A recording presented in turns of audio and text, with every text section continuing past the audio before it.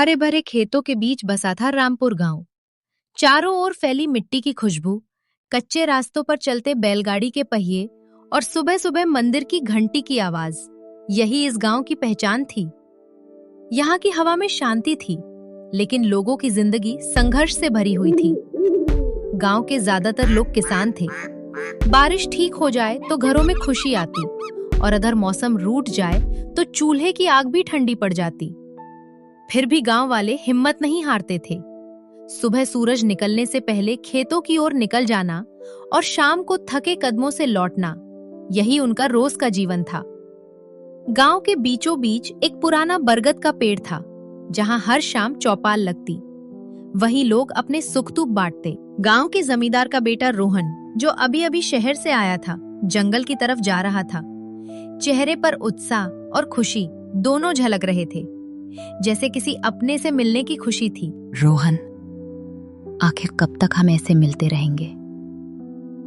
मुझे नेहा के बारे में भी सोचना है। तुम तो जानते हो, उसका मेरे सिवा कोई नहीं है। तुम कब अपने घर हमारे बारे में बात करोगे? मुझे बहुत चिंता होती है। निधि, तुम इतनी चिंता क्यों करती हो? इस बार मैं शहर से सोच कर ही आया हुआ। हमारी शादी की बात करूंगा घर पर, तुम चिंता मत करो। नेहा तुम्हारे साथ साथ मेरी भी जिम्मेदारी रहेगी। कभी कभी मुझे बहुत चिंता होती है रोहन। हम दोनों मिल तो पाएंगे ना एक दिन? कहीं हम अलग तो नहीं हो जाएंगे?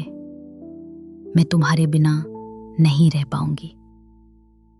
निधि, मैं तुम्हारी चिंता समझता हूं और यकीन मानो जल्दी ही तुम मेरी दुल्हन बनोगी। और इतनी चिंता ठीक नहीं, भरोसा रखो, सब ठीक होगा। रोहन निधि को समझाता है, उससे शहर की कुछ बातें बताता है। कुछ देर उससे बातें करके वो घर की तरफ लौट जाता है। रोहन निधि बचपन से साथ थे। दोस्ती जल्दी ही प्यार में बदल गई। निधि अपनी बहन नेहा के साथ रहती थी। दोनों का इस दुनिया में अब कोई नहीं था। दीदी, मुझे कुछ पैसे चाहिए। मुझे मेकअप का कुछ सामान लेना और कुछ चीजें भी खरीदनी है। तुम मुझे पैसे दे दो, मैं अपनी सहेलियों के साथ जा रही हूँ। नेहा, लेकिन तुमने कुछ दिन पहले ही तो पैसे लिए थे, और अभी फिर से? नेहा, तुम जानती हो ना हमारे हालात। पैसे कितनी मुश्किल से हाथ में आते हैं। तुम थोड़ा संभल कर खर्च करा करो। ओफो दीदी, आपका तो ये गरीबी का रोना ही खत्म नहीं होता। ठीक है, मत दो पैसे, मैं अपनी सहेलियों से ही उधार ले लूंगी। तुमसे तो कुछ कहना ही बेकार है। मैं जा रही हूँ। नेहा निधि से नाराज हो जाती है और उसे इतना कहकर वो बाहर निकल जाती है। निधि को बुरा लगता है, लेकिन वो कुछ नहीं कहती। उधर रोहन अपने परिवार के साथ नाश्ता करने बैठा हुआ था। ये बात करने में संकोच हो रहा था। माँ पापा, मैं आप दोनों से कुछ कहना चाहता हूँ, लेकिन समझ नहीं आ रहा कैसे कहूँ।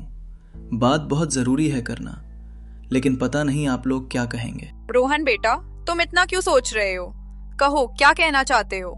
तुम्हें हमारे सामने कुछ भी कहने के लिए इतना सोचने की जरूरत नहीं है बेटा। कहो, क्या बात है? माँ, वो मैं अपने गांव की निधि को पसंद करता हूँ, जो मेरे साथ बचपन में साथ पढ़ती थी। माँ, मैं उससे शादी करना चाहता हूँ। क्या आप लोग इसके लिए राजी हो? माँ, वो बहुत अच्छी लड़की है। आप तो कितनी बार उसे मिली भी हो। रोहन, तुझे वही अनाथ लड़की मिली थी? अरे उसका ना कोई परिवार है और ना कोई देखने वाला उन्हें, ना उनके पास कुछ है। तुझे वही गरीब लड़की मिली थी शादी के लिए। मैं उस लड़की के लिए राजी नहीं हुआ।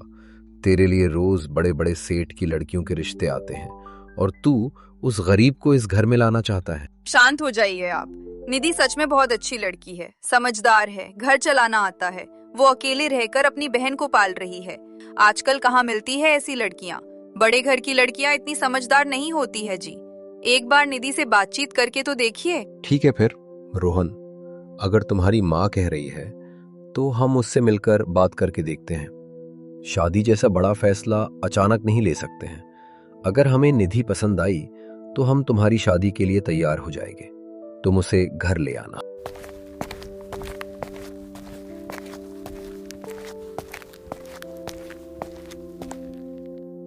निधि, अब तुम खुश हो जाओ, क्योंकि मेरे घर पर हमारे बारे में बात कर लो है, और वो लोग मिलने के लिए भी तैयार हो चुके हैं। अब जल्दी ही हमारी शादी हो जाएगी। मैं बहुत खुश हूं निधि, आखिरकार मैंने बात कर ही ली। क्या सच में रोहन? ये सुनकर तो मुझे भी अच्छा लग रहा। मैं तुम्हारे साथ जरूर चलूंगी। वो लोग राजी हो जाएं तो हमारी शादी जल्दी हो जाएगी। निधि बहुत खुश होती है। दोनों ही रोहन के घर की तरफ बढ़ जाते हैं। रोहन निधि को अपने माँ पिता से मिलाने के जा रहा था। अरे निधि बेटा आओ बैठो, हम तुम्हारा ही इंतजार कर रहे थे। रोहन ने बताया हमें तुम्हारे बारे में। नमस्ते काका काकी। मुझे रोहन ने बताया था, इसलिए मैं मिलने के लिए चली आई। निधि, रोहन तुमसे शादी करना चाहता है और हम अपने बच्चे की खुशी ही चाहते हैं, लेकिन तुम्हारी शादी के बाद तुम्हारी बहन का क्या होगा? तुमने उसके लिए क्या सोचा है? क्या शादी के बाद वो तुम्हारे साथ रहेगी या उसके लिए तुमने कुछ और सोचा है? काका, मैं नेहा की भी शादी करना चाहती हूँ ताकि उसका भी अपना परिवार बन जाए। मैं अपनी शादी के बाद उसके लिए भी एक अच्छा लड़का देखकर उसकी शादी करा दूंगी ताकि मेरे जाने के बाद वो भी अकेली ना रहे। ठीक है फिर निधि बेटा, अगले महीने ही तुम दोनों की शादी होगी और नेहा की शादी के लिए हम लोग भी तुम्हारी मदद करेंगे। तुम उसकी चिंता मत करो। निधि और रोहन का रिश्ता पक्का हो जाता है। रोहन के माता पिता तैयार हो जाते हैं। दोनों ही बहुत खुश होते हैं। घर आकर वो नेहा को भी इस बारे में बताती है। नेहा सुनकर हैरान भी होती है। उसकी बहन जमींदार के घर की बहू बनने जा रही है। नेहा के मन में कुछ और ही चलने लगता है। रोहन को वो भी जानती थी। दीदी को क्या लगता है वो बड़े घर की बहू बन जाएगी और मैं चुप बैठूंगी? नहीं दीदी, मैं ऐसा नहीं होने दूंगी।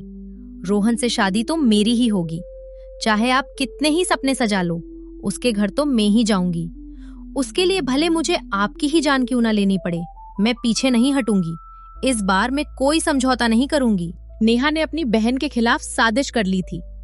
वो उसकी ही बहन के प्यार को छीनना चाहती थी। उसने अपना मन बना लिया था। वो रोहन से मिलने के लिए निकल जाती है। क्या नेहा को मिलेगा धोखा या मिलेगा उसका प्यार? जानने के लिए कहानी के साथ बने रहिए और अगले भाग के लिए कमेंट करिए और देखिए आखिर नेहा क्या करती है।